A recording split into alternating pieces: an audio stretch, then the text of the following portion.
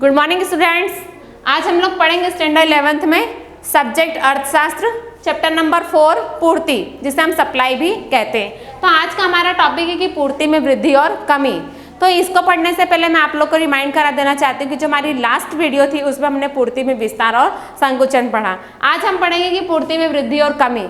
अब अगर हम पूर्ति में वृद्धि और कमी पढ़ने जा रहे हैं तो हमें उसकी डेफिनेशन के बारे में पता होनी चाहिए। तो जैसा कि आप सभी लोग को पता है कि पूर्ति को असर करने वाले परिबल टोटल 2 होते हैं, पहला कीमत और दूसरा कीमत के अलावा अन्य परिबल। ठीक है, तो ये पूर्ति में वृद्धि और कमी का जो भी असर है उसकी डेफिनेशन को समझने के लिए हमें वो जो दो परिबल हैं, कीमत और कीमत के अलावा अन्य परिबल, उसके आधार पर हम इसकी परिभाषा को समझ सकते हैं। तो परिभाषा यहाँ पे दी गई, कीमत के अलावा अन्य परिबल, मतलब कि जो भी कीमत है उस कीमत में किसी भी प्रकार का कोई भी परिवर्तन होगा नहीं, वो कीमत हमेशा फिक्स होगी। तो कीमत के अलावा जो भी अन्य परिबल होंगे वो अन्य परिबल या तो एक होंगे या तो एक से अधिक परिबल होंगे। उन परिबलों में जो भी परिवर्तन होगा उसमें होने वाले परिवर्तन से पूर्ति में जो भी परिवर्तन होगा उसे हम क्या कहेंगे, पूर्ति में वृद्धि और कमी।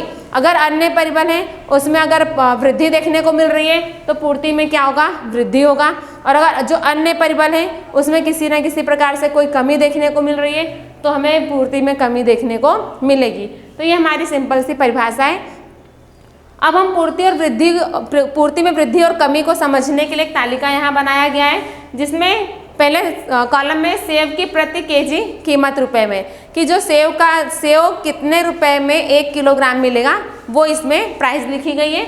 और सेकंड में है कि सेव की पूर्ति केजी में। तो देखिए जो कीमत है, सेव की कीमत क्या है, ये फिक्स है, 20 20 20 20 20, ये फिक्स है। जैसा कि हमारी डेफिनेशन थी कि कीमत के अलावा अन्य परिबल, कीमत कैसी होनी चाहिए, कीमत में किसी भी प्रकार का कोई परिवर्तन होना नहीं चाहिए, इसीलिए यहाँ पे कीमत में किसी भी प्रकार का कोई परिवर्तन बताया नहीं गया है।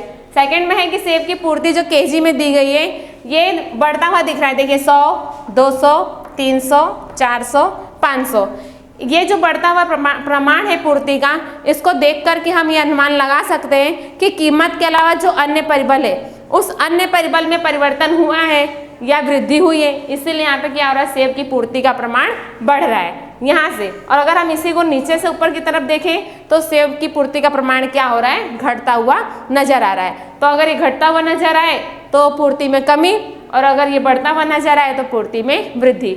इसको हम तालिके के अनुसार हम इसे आकृति में भी समझेंगे कि ओ एक्स अक्ष पर क्या दिया गया है, सेव की पूर्ति केजी में। ये रहा सेव की पूर्ति जो किलोग्राम में बताई गई है, इसको हम ओ एक्स अक्ष पर दर्शाएंगे। और ओ वाई अक्ष पर हम क्या दर्शाएंगे, कीमत, जो कि कीमत फिक्स दी गई है। तो देखिए ओ वाई अक्ष पर 10 20 30 40 50 इस तरीके से सेव की कीमत रुपए में दर्शाई गई है। और ओ वाई अक्ष पर सेव की पूर्ति किलोग्राम में 100 200 300 400 और 500 इस तरीके से दर्शाया गया है। अब हमें सिर्फ हमारा पॉइंट है कि पूर्ति में वृद्धि और कमी, तो हम सिर्फ पूर्ति में वृद्धि और कमी ही को ही समझेंगे। कि देखिए ये जो 20 20 है, यहाँ पे हर जगह कीमत आपको फिक्स देखने को मिल रही है। ठीक है, यहाँ से आप अंदाजा नहीं लगा सकते कि कहाँ पर पूर्ति में वृद्धि हुई और कहाँ पर पूर्ति में कमी हुई है, लेकिन इस कॉलम को देख करके आप अंदाजा लगा सकते हो कि कहाँ पर पूर्ति में वृद्धि हुई है और कहाँ पर कमी हुई है। तो देखिए ये जो 300 वाला पॉइंट है ये क्या है, यहाँ पर ये हमारा मूल बिंदु है। देखिए ये रहा, ये हमारा मूल बिंदु है। मतलब कि जब वस्तु की कीमत जो सेव है, सेव की कीमत अगर 20 रुपये हर जगह है, लेकिन सेव की पूर्ति कहाँ पर है, 300 यहाँ पर।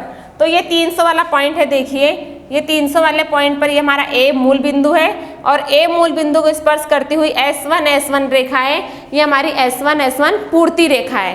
ठीक है, अब अगर यहाँ से हम इस तरफ आते हैं तो 300 से 400 500, मतलब ये बढ़ रहा है। तो क्या हो रहा है, पूर्ति में वृद्धि बढ़ता हुआ नजर आ रहा है। तो देखिए 300 से 400 400 से 500 पॉइंट पर ये सी बिंदु दिखाया है हमें, ये S3 पूर्ति रेखा है।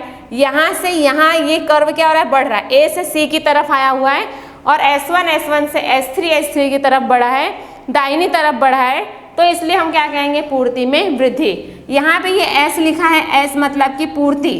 ठीक है, अब इसी तरह से अगर हम इसके बाईं तरफ जाते हैं, इस तरफ बाईं तरफ जाते हैं, तो ये ए बिंदु के बाद हमें इस तरफ क्या मिलेगा, बी बिंदु। ये इस तरफ देखिए 300 से 200 और 200 से 100, मतलब कि क्या हो रहा है, पूर्ति का प्रमाण कम हो रहा है। इसलिए हम क्या कहेंगे, पूर्ति में कमी। ये देखिए क्यों कम हो रहा है, क्योंकि पहले 300 थी प्राइस, अब 300 क्या थी, सेव की पूर्ति, लेकिन अब इस सेव की पूर्ति 300 से घट के क्या हो जा रही है, पहले 200 फिर 100, कीमत वही है 20-20 रुपए। तो देखिए वही कीमत पे 20-20 रुपए पे ही क्या हो रहा है, सेव की पूर्ति का प्रमाण घट जा रहा है और ये बी बिंदु प्राप्त हो रहा है जो S2 सप्लाई रेखा है, जिसे हम पूर्ति में कमी के नाम से जानते हैं। तो बस विद्यार्थी मित्रों, आज हमने पूर्ति में वृद्धि और कमी की परिभाषा के साथ इसको आकृति सहित समझा है। आई होप कि आप लोगों को ये वीडियो पसंद आई होगी। धन्यवाद।